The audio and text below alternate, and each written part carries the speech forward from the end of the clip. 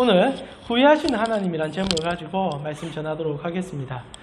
작년 초에 코로나가 이제 심각해질 때, 지금도 물론 뭐 좋아진 건 없지만은 그래도 이제 백신 맞고 좀 나아지고 있는 상황이긴 하지만은 또 어려워지고 있어서 좀 마음이 어렵습니다. 이렇게 예배 드릴 수 있는 거 여러분 놓치지 마시고 계속 예배 드릴 수 있기를 바라봅니다.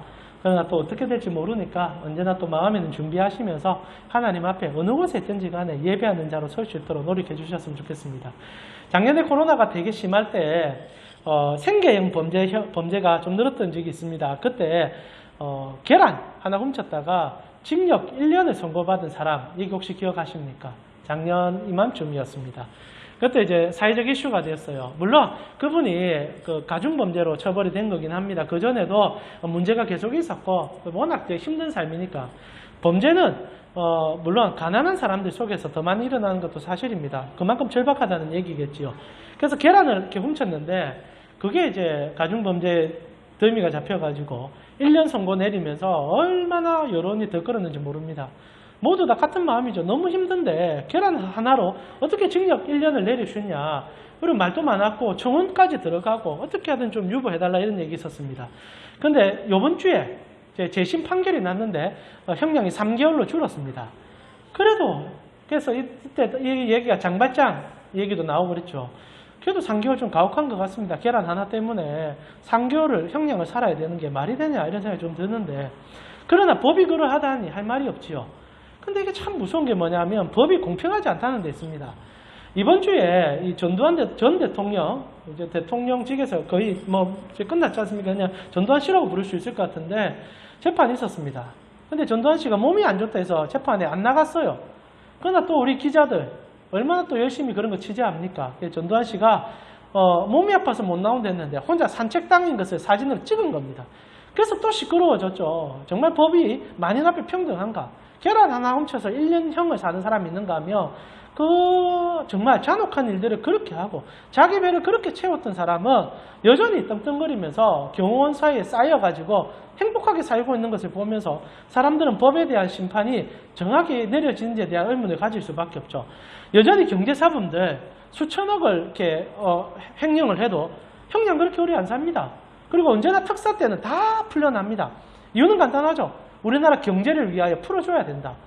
그렇다면 우리도 경제를 위해서 이바지하고 있는데, 제가 이런 말하니 공상혁명을 일으킬 처럼 그런 느낌이긴 하는데 그런 게 아니라 안타깝다는 거죠. 여러분, 법이 정말 만인 앞에 평등할까요? 저는 아니라고 생각합니다. 언제나 힘 있는 자들 편에 있고, 그리고 세상의 권력자들 앞에서 비굴해지는 게 법이죠. 간단한 예로 좀 윤석열 씨 같은 경우에도 검찰총장이 있을 때 자기 이제 그 장모님의 그 법적인 것이 처리가 안 됐죠. 그런데 이번에 다시 또 된 겁니다. 정말 그런지 아닌지 모르겠지만 권력으로 서 있을 때와 또 어떤 모습이 있을 때에 따라 판단이 달라진다는 것이 좀 느껴지는 거죠. 법이라는 것은 평등하지 않습니다. 그래서 여러분 어떤 생각이 듭니까? 분노가 생기죠. 나도 그 법 앞에서 어떤 일을 당할지 모른다는 것에 우린 불안함을 느낍니다. 그래서 최근에 이제 AI까지 개발을 해서 오히려 컴퓨터가 사람을 판결하도록 하자 이런 얘기까지 설설 나오고 있습니다. 물론 그게 가능하진 않겠지만은 그만큼 법이라는 것은 정확해야 되는데 정확하지 않다는 거죠. 판사가, 검사가, 변호사가 자기의 주관에 따라서 재단하는 것이 사회법이라는 것이 여전히 인지되고 있는 상황입니다. 참 안타깝죠. 법은 냉혹해야 됩니다. 때로는. 그리고 공명정대해야 됩니다. 그래야 우리가 믿고 살 수 있는 것 아니겠습니까? 근데 말입니다. 하나님이 가장 공명정대하셔야 되고 공평하셔야 되는 하나님이 때로는 불의해 보일 때가 있다는 거죠. 그게 너무너무 이상해요. 오늘 저희는 가장 공명하고 정확하게 법의 심판을 내려줄 것만 같은 하나님께서 독특한 행동들을 하심을 통하여 우리로 실망케 하는 장면들을 보게 됩니다. 그것이 잘못한 사울을 판결하시는 하나님의 모습이라는 거죠. 오늘 우리는 본문 속에서 하나님이 어떠하심을 보면서 하나님은 법을 어떻게 우리에게 적용하시는지, 나아가 우리는 하나님 앞에 어떤 자들인지를 조금 깨달으며, 사실 오늘 설교의 주제는 간단합니다. 하나님 사랑이시다 라는 건데 오늘 설교 내용은 좀 어려워질 수 있습니다. 그래서 정신 바짝 차려서 좀 쫓아오시면 좋겠어요. 여러분, 오늘 여러분과 제가 읽었던 본문은 굉장히 짧은 2구절이지만 이 얘기가 사실 사울 법정에 대한 마지막 결심입니다. 이제 판결이 내려진 부분이죠. 근데 판결이 어떤 겁니까? 후회라는 판결을 내려준다는 거예요. 이게 이제 이상하다는 거죠. 여러분 지금 사울이 어떤 죄를 저질렀느냐? 사울은 지금 하나님의 이게 그 법 앞에서 하나님 앞에서의 판결을 받고 있는 중이었습니다. 사울이 하나님의 명령을 어겼어요. 아시다시피 어떤 일이 있었느냐? 하나님이 사울에게 명령을 하셨습니다. 전쟁을 치러라. 아말렉이라는 이 잔혹한 놈들을 너가 나를 대신해서 나의 이름으로 그들을 진멸해라. 그리고 나의 뜻을 온 세상에 보여라. 내가 아직 공의롭고 내가 어떤 분이며 내가 무엇을 행하는지를 나타내라 얘기했습니다. 그리고 그 말에 대해서 사울은 아멘으로 화답하고 전쟁터에 들어갔어요. 그리고 하나님이 도와주시고 그리고 사람까지 모아주셔서 전쟁을 대승하게 했습니다. 그러나 결과적으로 사울은 최고 사령관인 하나님의 명령을 지키지 않았던 거예요. 그것이 저번 주 설교였습니다. 어떻게 합니까? 자기가 볼 때 자기에게 필요한 것들은 다 남겨서 인마에 포켓한 겁니다. 자기가 필요한 것들을 자기가 좋아서 취하게 된 일이에요. 하나님은 분명 명령하셨습니다. 진멸해라. 이것은 나를 위한 전쟁이다. 모든 것은 불살라 없애라. 그건 사울이 지키지 않았다는 거죠. 자, 그렇다면 이 사울이 여호와의 법정 앞에 서게 되었을 때 그는 어떤 판결을 받아야 됩니까? 여러분 지금 전시체계였고 전쟁 중에 최고 사령관의 명령을 지키지 않은 겁니다. 법은 그를 사형시켜야 합니다. 왜냐하면 사울이 그리 하려고 했었으니까. 사울이 자기가 주도했던 블레셋과의 전쟁에서 그는 자기의 명령을 듣지 않은 사람들에 대하여 죽인다는 말을 했고 실제로 자기 자식이 명령을 어겼을 때도 그를 죽이겠다고 했었습니다. 여러분 우리가 얼마 전에 살펴봤잖아요. 사무엘상 14장 44절이죠. 사울이 이르되 요나단아 내가 반드시 죽으리라. 그렇지 않으면 하나님이 내게 벌을 내리시기를 원한다. 명령했으니 최고 사령관의 명령이 있었으니 그것도 전시체제 중에서는 명령 불복종은 사형이에요. 아무리 못해도 직위 박탈과 아니면 최대한 그 피해를 감수해야 될 일이 생길 것입니다. 그러나 사울 또한 하나님의 명령을 어겨버렸다는 거죠. 그리고 변호사이며 검사되는 사무엘이 찾아와서 이제 재판 판결이 내려지기 시작하는 거죠. 그리고 판결을 명확했습니다. 너는 잘못했고 최고 사령관의 명령을 지키지 않았다. 그래서 너의 모든 직위는 박탈당할 것이고 너는 이제 더 이상 왕으로 존재할 수가 없다. 너는 최고 사령관인 여호와의 명령을 어겼기 때문에 더 이상 종교성에 대하여 의문을 제시할 수밖에 없다. 판결이 내려졌어요. 그런데 이게 웬일입니까? 그런 판결까지는 괜찮았는데 그러고 나서 판결이 집행유예로 끝나버려요. 그렇게 잘못했는데 그게 여러분과 제가 읽었던 본문입니다. 11절에 뭐라고 되어 있습니까? 내가 사울을 왕으로 세운 것을 후회한다. 이게 끝이에요.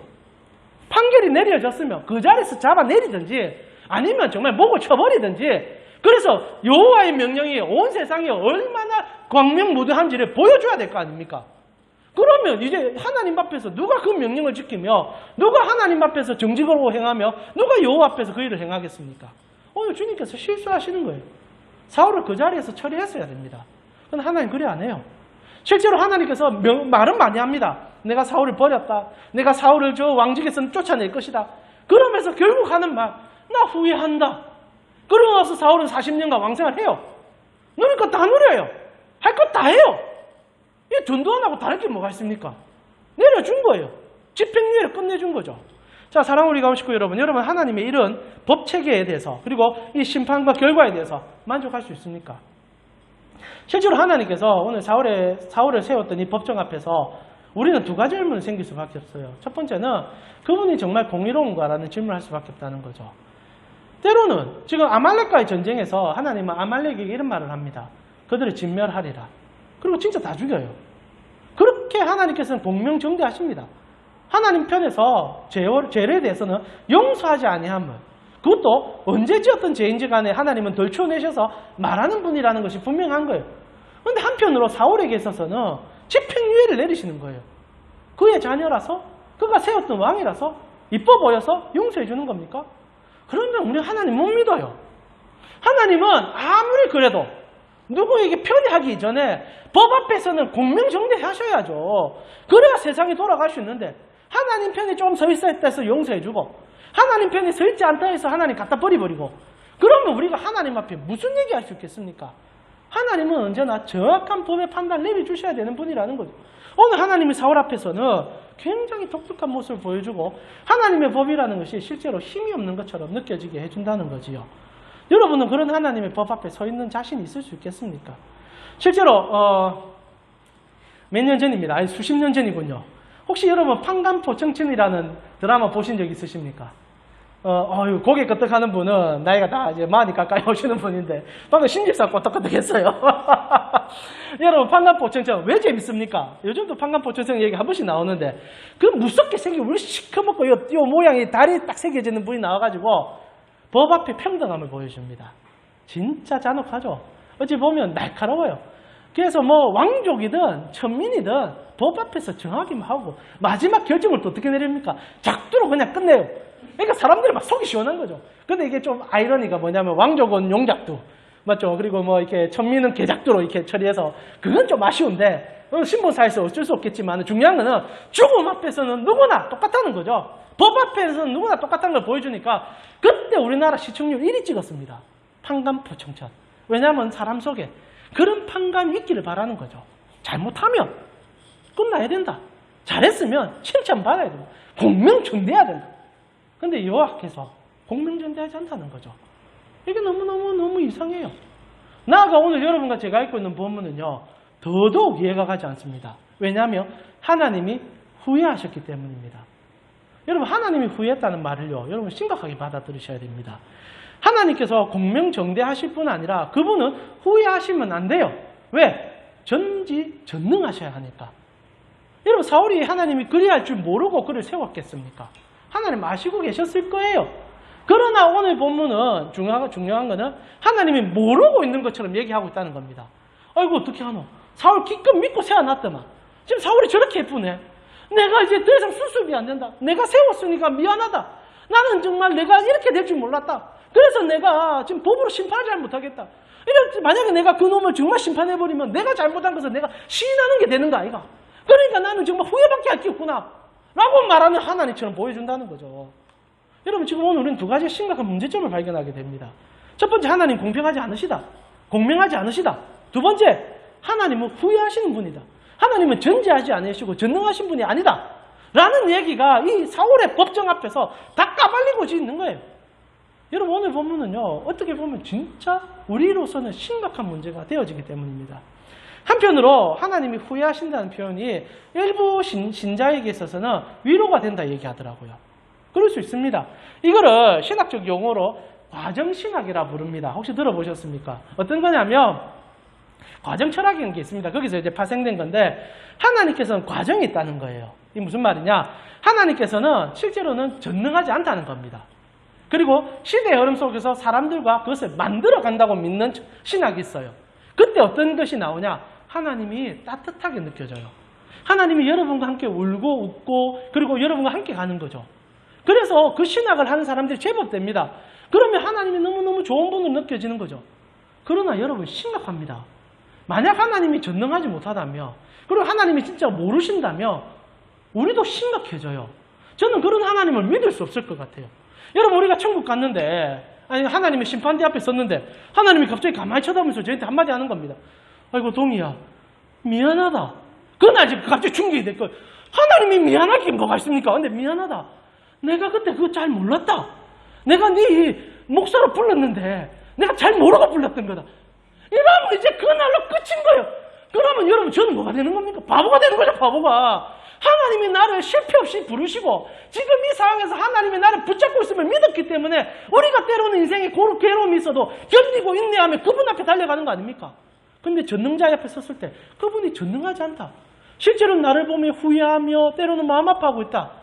그럼 우리의 모든 신앙의 반사가 와장창 무너질 수밖에 없는 안타까움이 주어진다는 거죠. 여러분 하나님은 어떤 분입니까?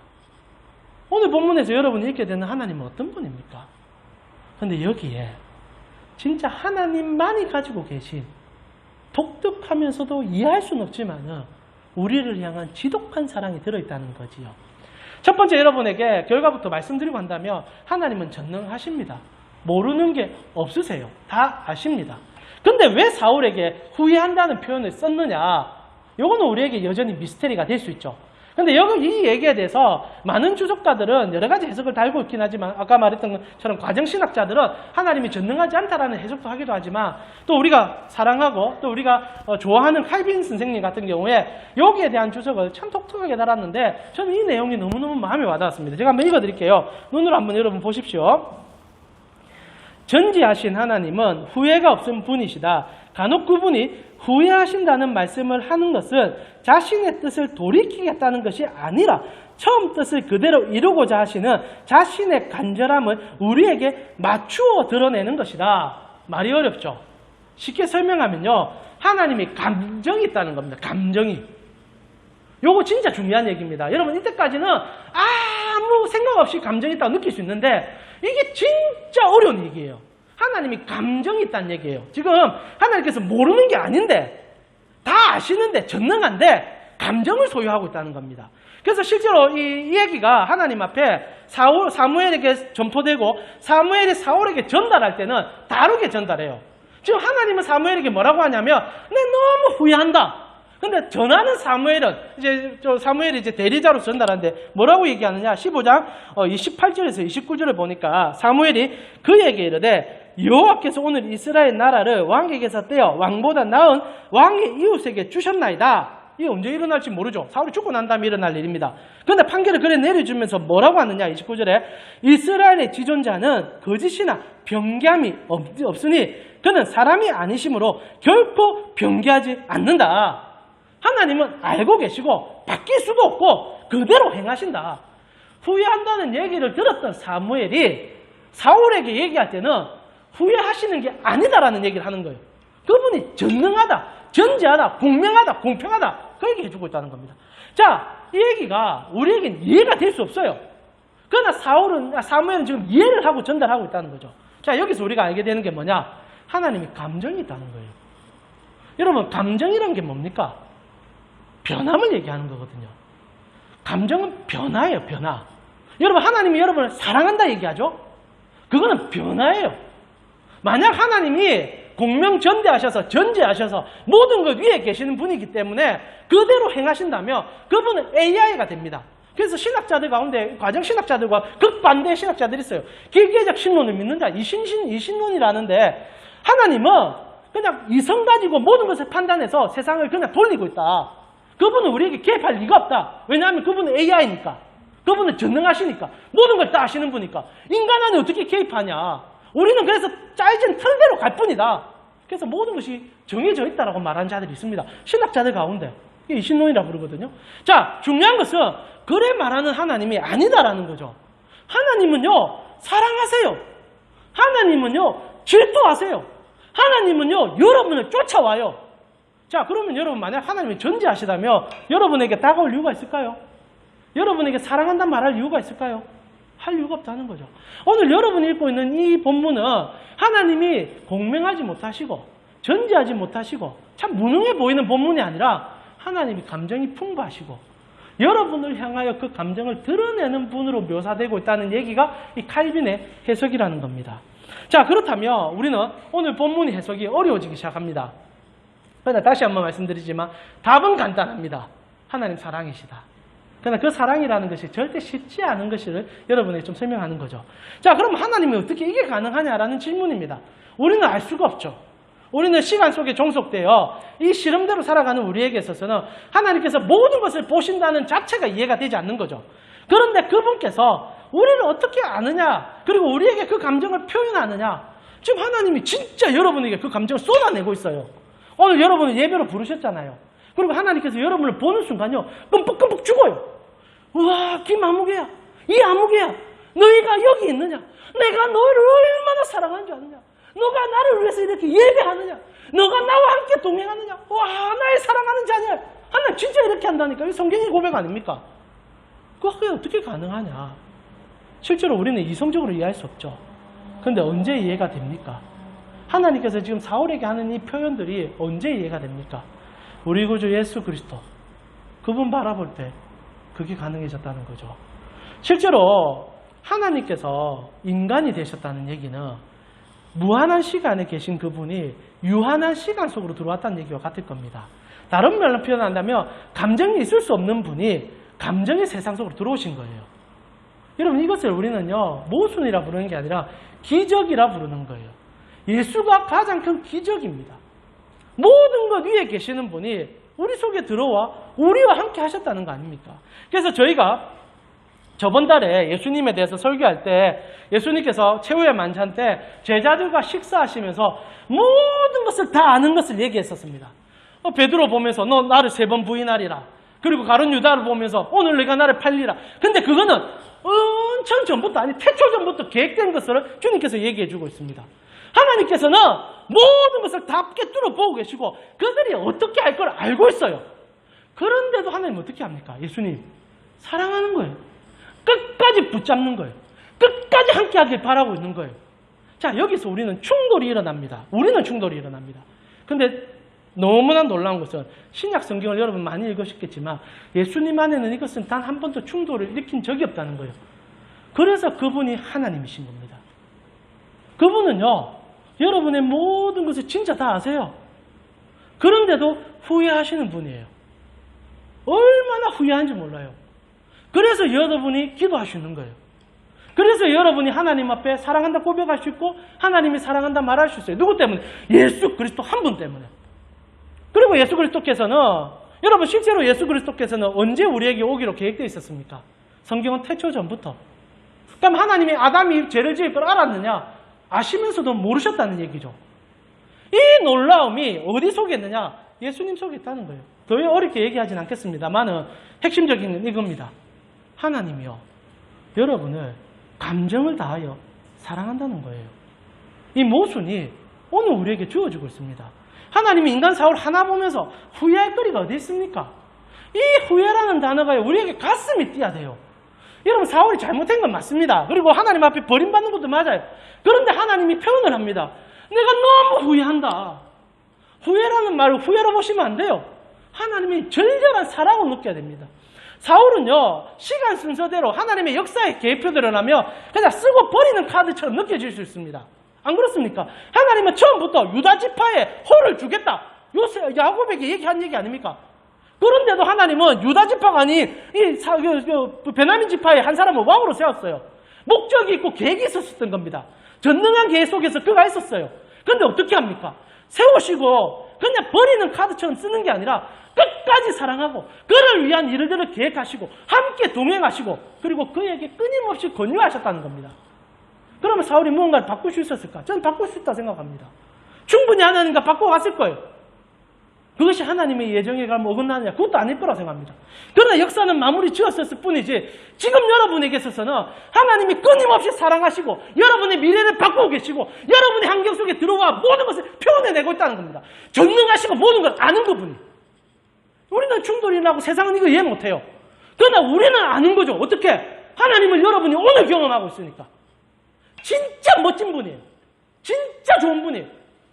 내일 여러분에게 무슨 일이 있는지 하나님 압니다. 그래서 오늘 여러분의 삶을 바꾸려고 다가오신 거예요. 대단하신 분이에요. 그분은 모든 걸 지금 바꾸고 계세요. 그러면서 모든 것을 아세요. 그분이 전능하신 분입니다. 오늘 이 사울의 이 표현은 여러분을 향하여 우리에게 던지는 하나님의 한 가지의 메시지입니다. 내가 지독하게 너를 사랑하고 있다. 내가 정말 사랑하고 있다. 그 사랑이 변하지 않는다는 얘기입니다. 사랑하는 우리 가운교회 성도님, 그래서 예수님께서 우리에게 그 말씀을 하실 때 정말 구구절절 눈물로 제자들을 안으시면서 말씀해 주셨다는 거 아니겠습니까? 여러분 잘 알다시피 베드로가 3번 부인할 때 예수님께서 그 현장에서 베드로가 부인한 장면을 쳐다보고 계셨습니다. 그럼 예수님이 어떻게 반응해야 됩니까? 그 봐라. 너는 그렇게밖에 되지 않을 거야. 네오칸 AI처럼 판단하시고 그 죄에 대해 심판하실 겁니다. 그는 어떻게 하셨죠? 다시 베드로를 찾아오십니다. 그리고 똑같이 3번 같은 장소에서 물어보죠. 모닥불 피워진 장소에서 베드로가 3번 부인했는데 요한복음이 어떻게 합니까? 같은 모닥불 하나님 피워놓고 예수님 피워놓고 베드로 딱 올라왔을 때 흠쭉 놀라게 만든 다음에 딱 물어보지 않습니까? 네가 나를 사랑하느냐? 이게 예수님의 답이라는 거예요. 전능한 예수님은요, 딱 한 가지의 답을 주기를 원하십니다. 사랑. 그것이 그의 감정이시고, 그것이 그의 능력이시고, 그것이 그의 전능이라는 겁니다. 사랑 하나로. 그래서 베드로가 그 사랑 안에 녹아버립니다. 그리고 그의 인생 전부는 그 사랑에 매여서 영원토록 하나님의 신실하심을 입어가며 그의 평생 주님과 동행하는 이 땅의 삶뿐 아니라 영원까지 그 사랑을 끌고 가는 그 은혜를 경험했다는 거죠. 그 사랑이 오늘도 여러분에게 주어지고 있다는 겁니다. 하나님 오늘도 여러분에게 얘기하는 거예요. 아들아, 내가 지독하게 너를 사랑한다. 그리고 여러분이 잘못하잖아요. 실수하잖아요. 하나님 뭐라 하는지 압니까? 내가 너를 시기하고 질투한다. 언제까지 그럴 거냐? 감정을 있는 대로 표현하시면서 여러분과 함께 하기를 원하고 계시다는 거죠. 그래서 칼빈이 오늘 뭐 또 어려운 얘기 하나만 더 하면 마무리하고 싶은데요. 이런 얘기를 합니다. 칼빈이 구속의 계시의 비밀에 대해서 상반된 모순을 가지고 여러분에게 전달합니다. 말이 좀 어려울 수 있는데 제가 읽어드릴게요. 한번 읽어보세요. 저는 이 표현을 너무너무 좋아해서 아마 여러분에게도 한 번 더 얘기했던 적이 있습니다. 근데 한 번 더 들어보십시오. 항상 같으나 시대의 특수성에 따른 하나님의 구속 경륜, 그분은 늘 동일하십니다. 그러나 여러분에게 다가오면 굉장히 독특해지시고 특별하십니다. 그분은 일상적으로 영원히 흘러가는 분이 아니라 여러분 만나는 날에는 모든 것이 새롭게 만들어가는 분이라는 거예요. 모든 곳에 계시나 어느 곳에 계신 중보자 그리스도, 모든 곳에 계시지만 오늘 여러분 만나고 있습니다. 오늘 나를 만나고 계세요. 이게 하나님이에요. 조건이 있으나 조건적인 교환성을 요구하지 않는 언약의 은혜, 예수 그리스도 십자가에 죽어주심으로 만인을 구원하신 분이 여러분 한 사람을 구하기 위해서 이 땅에 왔다고 얘기합니다. 나 하나만 있었어도 예수님 오셨을 거예요. 그것이 복음 아닙니까? 모든 사람을 위하여 능력이 있으나 선택된 사람에게만 미치는 복음의 능력. 주님은 온 땅을 지금 조율하고 계십니다. 그런데 그 능력 어디다 쓰는 줄 압니까? 여러분에게 쓰고 있어요. 여러분 때문에 여전히 지구를 돌리고 계시고 여러분 때문에 우주를 운행하고 있어요. 나 때문에 주님이 이 엄청난 우주를 운행하고 계시다는 거예요. 그것이 성경의 얘기예요. 적극적으로 시작되나 점진적으로 바뀌어갑니다. 여러분의 구원은 완성됐어요. 미리 아시는 분은 여러분이 구원받은 모습을 보시고 선택한 거예요. 그런데 어떻게 합니까? 오늘 여러분을 바꾸어가고 계십니다. 그리고 명령하시나 스스로 이루시는 하나님의 의, 그분은 여러분에게 명령하시잖아요. 근데 그분이 다 해줘요. 이것이 신비예요. 그리고 마지막으로 자유 하나 매여있는 성도의 삶. 여러분 모든 것을 자유합니다. 근데 오직 하나, 예수 그리스도의 그 사랑 안에만 매일 수 있는 여러분. 이것이 칼빈이 그래서 위대한 신학자인 거예요. 성경을 꿰뚫어보고 하는 얘기입니다. 하나님이 이런 분이더라.